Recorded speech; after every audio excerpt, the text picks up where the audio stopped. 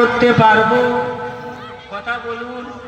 পারবো না, কারণ কিছুদিন আগে দেখলে না আপনাদের মসজিদ সরকারির আন্ডারে চলে গেল, হলো কি হলো না? হ্যাঁ, এবার দুদিন পরে নামাজ পড়তে যাবেন, বলে হবে না, এটা সরকারি আন্ডারে, ইচ্ছা বলে নামাজ পড়তে দেবে না, ইচ্ছা বলে দেবে না, কারণ এটা তো আপনি করেছেন। আপনি কি প্রতিবাদ করেছেন? আপনি তো ইমানদার, কেন করেননি? আপনার দায়িত্ব ছিল প্রতিবাদ করার। প্রতিবাদ কোথায় করবেন? পশ্চিম বাংলায় প্রতিবাদ হবে না, দিল্লিতে চলে যেতে হবে। কেউ একজন বলেছেন, নাম আর খুলে বলছি না, আপনারা মুসলমান বলুন, মসজিদ আগে, মাদ্রাসা আগে, ওয়াক্ফ সম্পত্তি আগে, না কোন বাবুর হুকুম আগে? বলুন। মসজিদ মাদ্রাসা আগে। বলেন, কোরআন আগে না উন্নয়ন আগে? জি, যদি কেউ বলে উন্নয়ন আগে, কি করবে? যদি ইমানদার হন, কোরআন আপনার সিনায় থাকে, আপনি কোরআনকে আগে দেখবেন। এবার বলুন, যে আমাকে বলছিল মসজিদ মাদ্রাসার জন্য আন্দোলন করতে হলে দিল্লি যাবে, আসছে সামনে তার পরীক্ষা, ও তো আসবে যে ভোটটা আমাকে দিও, তখন বলবেন আপনি দিল্লিতে গিয়ে ভোট চান, পশ্চিম বাংলায় হবে না। পারবেন বলতে? পারবেন না, কারণ সেই ঈমান আমার আপনার নাই। সেই ঈমান আমার আপনার নাই, কারণ আমার নবী ১৫০০ বছর আগে বলেছিল যে মানুষকে দেখে মানুষ এত ভয় করবে, জঙ্গলের হিংস্র পশুকে দেখে মানুষ এত ভয় করবে না। আমরা করি কি করি? হ্যাঁ, মানুষকে দেখে ভয় করি। কেউ যদি একটু দাদাগিরি দিয়েছে, তার ভয়ে চুপ করে থাকে।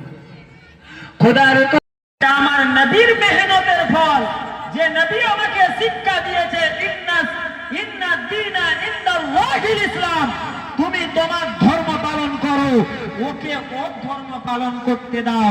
বলেছি কি বলেনি? আমরা হিংসা ছড়াই না, আমরা হিংসা ছড়াই না, আমরা সব সময় মিল মহব্বতে থাকি। যে কথা বলছিলাম, মুসলমানের ছেলেরা, আমার নবী পাক কত কষ্ট করেছে, আমার নবী পাক কত মেহনত করেছে, তবে আমি আপনি ইসলাম পেলাম, তবে আমি আপনি নামাজ পেলাম, তবে আমি আপনি রোজা পেলাম। কি কষ্ট করেছে আমার নবী পাক তায়েফে গেল, তায়েফবাসীকে বলতে লাগলো, ও তায়েফবাসীরা, আল্লাহকে আল্লাহ বলে মেনে নাও, আমি নবী পাককে নবী মুহাম্মদুর রাসূলুল্লাহ বলে মেনে ঈমানের কালেমা পড়ে মুসলমান হয়ে যাও। তায়েফবাসীরা আমার নবী পাককে মানতে লাগলো, এত মানতে লাগলো, আমার নবী পাকের পুরো সর্বশরীরটা রক্তে রাঙা হয়ে গেল, জুব্বা মুবারক লাল হয়ে গেল। আমার নবী আর দৌড়াতে পারছে না, আমার নবী আর হাঁটতে পারছে না।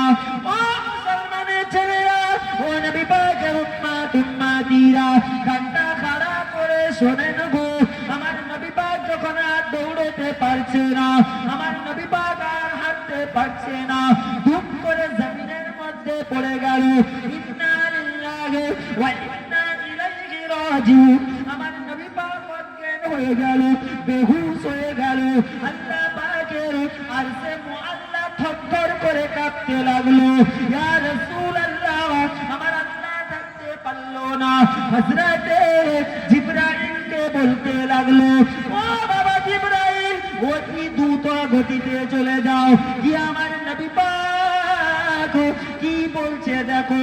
যদি আমার নবী পাক বলে তায়েফবাসীকে শেষ করে দাও, তায়েফবাসীকে ধূলিসাৎ করে দাও, তায়েফবাসীকে নাস্তে নাবুদ করে দাও, ও মুসলমানের ছেলেরা, ও নবী পাকের উম্মাতিরা, ও রাসূলের আশিকেরা, শুনে রেখে দাও, জেনে রেখে দাও, আমার নবী পাকের কাছে হযরত জিবরাইল আলাইহিস সালাম এসে হাজির।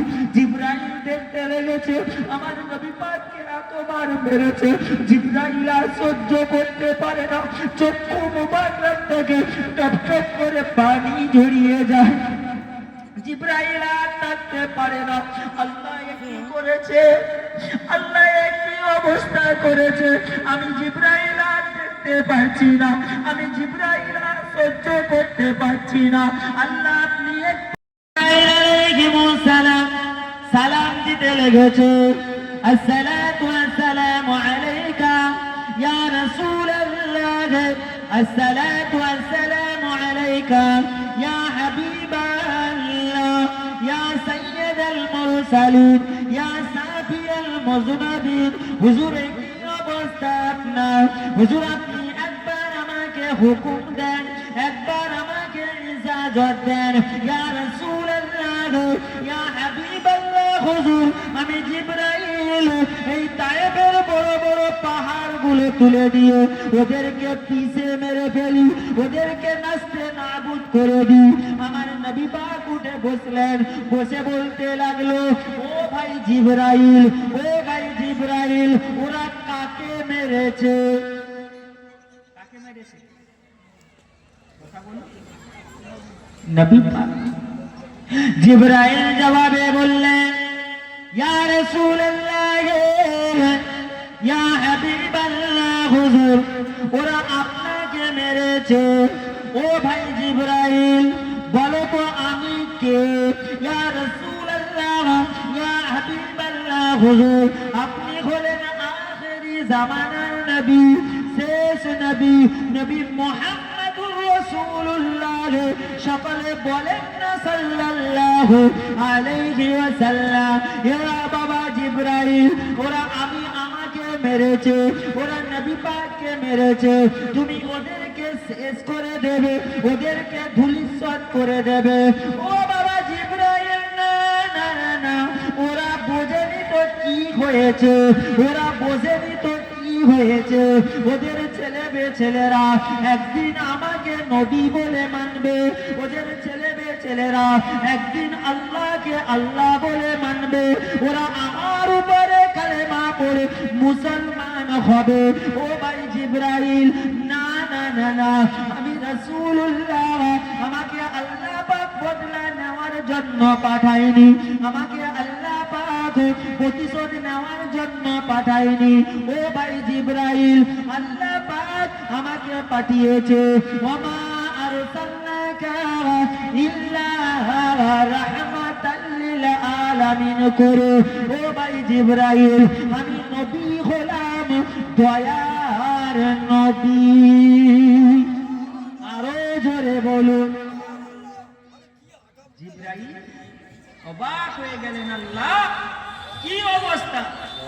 আমার নবী পাক বলতে লাগলো, ও ভাই আকিল, তুমি একটু তায়েফের বাড়িতে গিয়ে দেখো আমাকে বিন্দু মাত্র পানি দিয়ে কেউ সাহায্য করে কিনা। আকিল দৌড়তে লাগলো, দৌড়ে দৌড়ে তায়েফের বাড়িতে গেল, কেউ আমার নবী পাককে বিন্দু মাত্র পানি দিল না, কেউ আমার নবী পাককে পানি দিল। এবার বলুন, আপনারাই বলুন, এখানে যত মেয়ে ঘুরছে এরা নবী পাকের বন্ধু না দুশমন? সত্যি করে বলুন, হাত তুলে বলুন। আমি কিন্তু বলিনি, আপনারাই বলছেন। যত মেয়ে ঘুরছে এরা নবী পাকের দুশমন। এদের যদি লজ্জা থাকতো এরা এই রকম ঘুরতো না, এদের যদি হায়া থাকতো এরা ঘুরতো না, কারণ এরা তো রাসূলের দুশমন, এরা রাসূলের দুশমন, তাই তো রাসূলের কথা এদের ভালো লাগে না। তায়েফবাসীরা আমার নবীকে বিন্দু মাত্র পানি দিয়ে সাহায্য করলো না, সহযোগিতা করলো না। আমার নবী পাক একটু দূরে দেখলেন কিছু রাখাল বালক তারা ছাগল চড়াতে লেগেছে।